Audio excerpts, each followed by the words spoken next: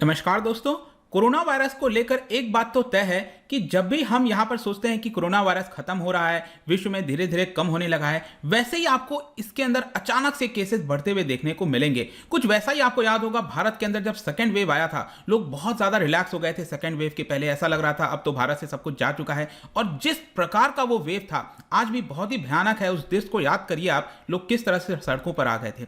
लेकिन यहां पर अब क्या हुआ है कि जर्मनी मैं बता दूं कि एक ऐसा राज्य है, ऐसा कंट्री है जिसके बारे में सोचा जा रहा था कि शायद ये एक बहुत ही बड़ा एग्जाम्पल है कि कोरोना वायरस पैंडेमिक को किस प्रकार से रोकना है रिसेंटली। लेकिन अगर आप देखो तो यहां पर इतने ज्यादा केसेस, एक एक दिन के अंदर 24 घंटे में 50,000 नए केसेस। जर्मनी जैसे देश के अंदर, छोटे से कंट्री के अंदर इतना ज्यादा केस आना एक काफी ज्यादा परेशानी का प्रॉब्लम हो सकता है पूरे देश में और आसपास के रीजन में। तो इसी को हम डिस्कस करेंगे कि एग्जैक्टली जर्मनी में चल क्या रहा है, क्यों यहां पर केसेस बढ़ सकते हैं, इसको लेकर क्या किया जा रहा है। काफी कुछ जानने को है, चलिए आगे बढ़ते हैं। लेकिन उसके पहले अगर आप यूपीएससी या फिर किसी भी एग्जाम की तैयारी कर रहे हो तो आप हमारे ऐप को डाउनलोड कर सकते हैं या फिर study.iq.com विजिट कर सकते हैं। वहां से सारी जानकारी हमारे कोर्सेज के बारे में मिल जाएगी। चलिए देखते हैं एग्जैक्टली यहां पर हो क्या रहा है, हम इसकी चर्चा कर ही क्यों रहे हैं। एक तो जैसा मैंने आपको बताया कि Germany was one seen as a prime example कि किस तरह से कोरोना वायरस को लेकर डील करना है। लेकिन रिसेंटली यहां पर एक दिन के अंदर 24 घंटे में 50,000 नए केसेस देखे गए हैं, जिसकी वजह से एक वार्निंग साइन है कि आगे आने वाले समय में जो फैटिलिटीज हैं, क्योंकि जितना ज्यादा केस बढ़ेगा उसी प्रोपोर्शनेट के हिसाब से जो मृत्यु है, जो डेथ है, वो भी तो बढ़ेगी। ऐसा तो है नहीं कि यहां पर मृत्यु दर रुक जाएगी एकदम। तो ये यहां पर प्रॉब्लम हो सकता है, और ये सारी चीजें आपको समझना है कि जो डेल्टा वेरिएंट है वो अभी भी यूरोप के अंदर आपको बरकरार देखने को मिलेगा, तो उसको लेकर एक प्रॉब्लम है। इसके अलावा जो वेदर है वो और ज्यादा ठंडा होता जा रहा है, कोल्ड होता जा रहा है, तो वो उसकी वजह से भी यहां पर जो केसेस हैं वो शायद बढ़ते हुए देखने को मिल रहे होंगे। वैसे अगर आप देखोगे टोटल नंबर ऑफ केसेस में यहां पर आप देखिए करीब 5 मिलियन तक ये पहुंच चुका है। 50 लाख केस टोटल की मैं बात कर रहा हूं। लेकिन आप सोच के देखो, अगर हर दिन 50,000 केस आएंगे तो ये नंबर और कितना तेजी से बढ़ता जाएगा। यहां पर अगर हम मृत्यु की बात करें तो ये करीब 1 लाख के आसपास का आंकड़ा। आप सोचिए जर्मनी जैसे देश में, जहां तक भारत की बात है तो ठीक है, भारत में पॉपुलेशन बहुत ज्यादा है, उसके प्रोपोर्शनेट में देखोगे तो स्टिल हम काफी बेहतर हैं। टोटल केस के मामले में अभी भी हम सेकंड नंबर पर हैं यहां पर। लेकिन अगर आप बाकी देश के प्रोपोर्शनेट हिसाब से अगर आप मृत्यु दर देखोगे तो भारत का स्टिल कंट्रोलेबल है, और इसका मेन इंपैक्ट वही जो सेकंड वाला वेव था ना हमारे यहां, वहीं पर आया था। तो बेसिकली मैं ये सारी चर्चा इसीलिए कर रहा हूं कि भारत में भी लोगों को रिलैक्स नहीं होना है, क्योंकि अब धीरे धीरे अब आप देखोगे ना वापस से लोग रिलैक्स होते हुए देखने को मिल रहे हैं। लेकिन कब ये वेव आ जाएगा, क्योंकि अभी तक जो प्रिडिक्शन किया जा रहा था तीसरे वेव के बारे में, फोर्थ वेव के बारे में, वो अभी तक तो नहीं आया है भारत के अंदर। लेकिन जर्मनी में आप देखो ये सारे केसेस आने की वजह से इस समय यहां पर जो वेव है वो फोर्थ वेव की बात कही जा रही है।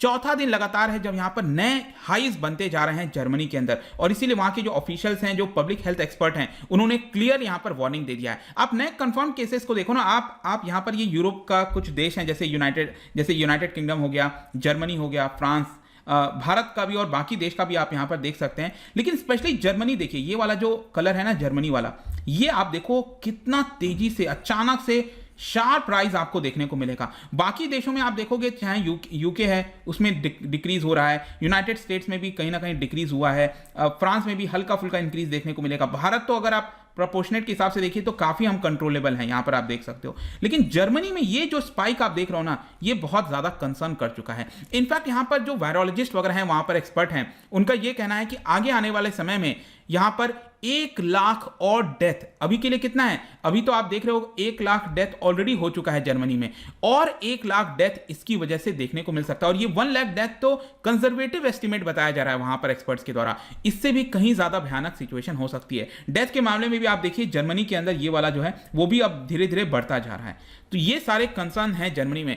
अब क्वेश्चन ये आता है कि वैक्सीनेशन का क्या है, क्या वैक्सीनेशन हुआ है, जर्मनी में लोग लगा रहे हैं, क्या वैक्सीनेशन से कोई प्रभाव नहीं हुआ। तो देखिए यहां पर वैक्सीनेशन हम सबको पता है, इस क्लिनिकली प्रूवन कि जितना ज्यादा वैक्सीनेशन होगा देश के अंदर, उसकी वजह से जो रिस्क है वो कम हो जाएगा। इसका मतलब ये नहीं है कि इन्फेक्शन बढ़ेगा, नहीं, इन्फेक्शन बढ़ेगा, लेकिन उससे जो मृत्यु होती है उसकी संख्या घट जाएगी, हॉस्पिटलाइजेशन की संख्या घट जाएगी, डेथ की संख्या घट जाएगी।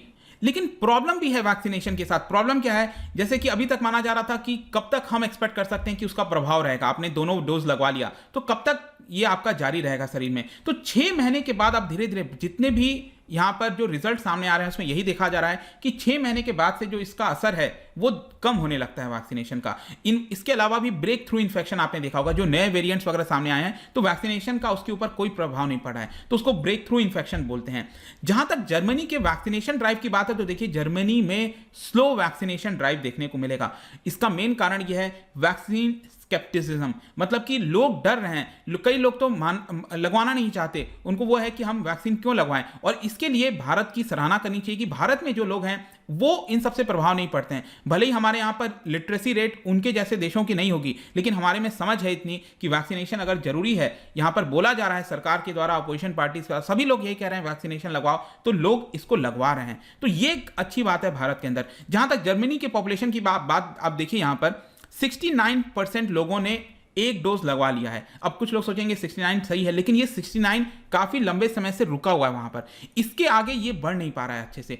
फुल्ली वैक्सीनेटेड आप देखो 67%। इसका मतलब क्या हुआ, जो लोग पहला डोज ले रहे हैं वो भी सेकेंड डोज ही लगवा रहे हैं। इसके आगे जो आंकड़ा बढ़ना चाहिए वो नहीं बढ़ पा रहा है। और इसको आप कंपेयर करो यूके के अंदर, यूके के अंदर तो 12 वर्ष के ऊपर के जितने लोग हैं वो वैक्सीन ले सकते हैं, तो वहां पर 80% आपको यह आंकड़ा देखने को मिलेगा।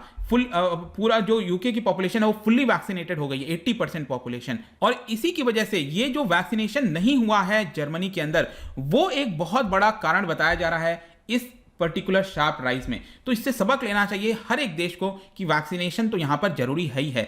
इसके अलावा वहां पर किस तरह से टैकल किया जा रहा है चीजों को, आपको पता होगा रिसेंटली मैंने वीडियो वगैरह भी बनाया था कि जो एंजेला मर्केल की पार्टी है वो कहीं हार गई, लेकिन एंजेला मर्केल ने पहले ही यहां पर अनाउंस कर दिया था वो कंटिन्यू नहीं करेंगे इस टर्म के बाद। तो जो चांसलर है एंजेला मर्केल वो बाहर जा रही हैं, लेकिन अभी के लिए तो वो बनी हुई है। जब तक वहां पर नया कोई लीडर नहीं बन जाता, कोलिशन वहां पर बेसिकली समूह बनने वाला है एक पार्टीज का, देखते हैं कौन निकलकर सामने आता है। लेकिन एंजेला मर्केल तब तक वहां की चांसलर बनी रहेंगी, हेड बनी रहेंगी।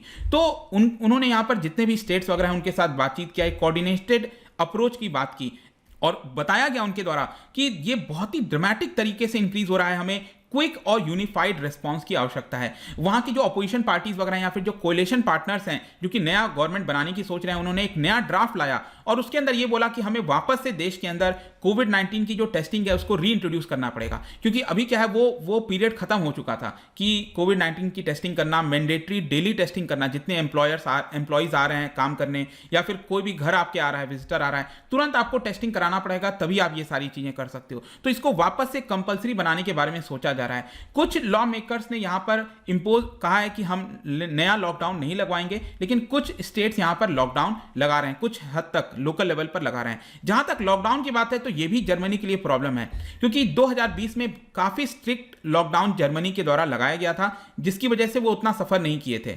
लेकिन डेफिनेटली जो इकोनॉमी है वो सफर की थी। आज के डेट में भी वहां पर जो सप्लाई चेन का इशू है वो बरकरार है। तो इसी की वजह से बहुत से लोग अब लॉकडाउन के फेवर में नहीं है। अगर लॉकडाउन आएगा तो फर्दर सर्विस सेक्टर में बाकी जगह इसका इंपैक्ट देखने को मिल सकता है। तो लॉकडाउन वहां पर लोग नहीं चाहते क्योंकि इकोनॉमी बहुत बड़ा इंपैक्ट कर सकती है। तो फाइनली हम यहां पर कंक्लूजन में क्या कह सकते हैं, देखिए कंक्लूजन यही निकल कर आता है कि जर्मनी ने जब शुरुआत किया था तो बहुत ही तारीफ हो रही थी, वहां पर उसका हेल्थ इंफ्रास्ट्रक्चर बहुत अच्छा है, एफिशिएंट टेस्टिंग हो रही है, ट्रेस प्रोग्रामिंग हो रही है, वाइड स्प्रेड टेस्टिंग किया जा रहा है। लेकिन अब यहां पर ये जो चीज सामने आई है उससे क्लियरली दिखाया जाता है कि हमें किसी भी चीज को लाइटली नहीं लेना चाहिए और यहां पर चीजें कब बदल जाएंगी वो हमें पता नहीं चलेगा। और मेरा ये वीडियो बनाने का मेन मकसद यही था कि भारत की तरफ संकेत करना, जिस तरह से लोग अब यहाँ पर मास्क हो गया, किसी भी चीज को शायद उतना सीरियस नहीं ले रहे हैं। सेकेंड वेव के बाद डेफिनेटली लोगों में डर था, लेकिन वही होता है ना, टाइम जैसे जैसे बीतता जाएगा वो चीज शायद हम भूलते जाते हैं और वापस से कब ये अटैक करेगा we never know about this. तो ये था आपका पूरा वीडियो। जाने से पहले एक इंटरेस्टिंग क्वेश्चन, क्योंकि हम जर्मनी की बात करें, जर्मनी का जो सबसे लार्जेस्ट पोर्ट है वो उसको कहा जाता है पोर्ट ऑफ हैम्बर्ग। तो ये जो पोर्ट ऑफ हैम्बर्ग है, क्या आप बता सकते हो कौन से रिवर पर आपको देखने को मिलेगा?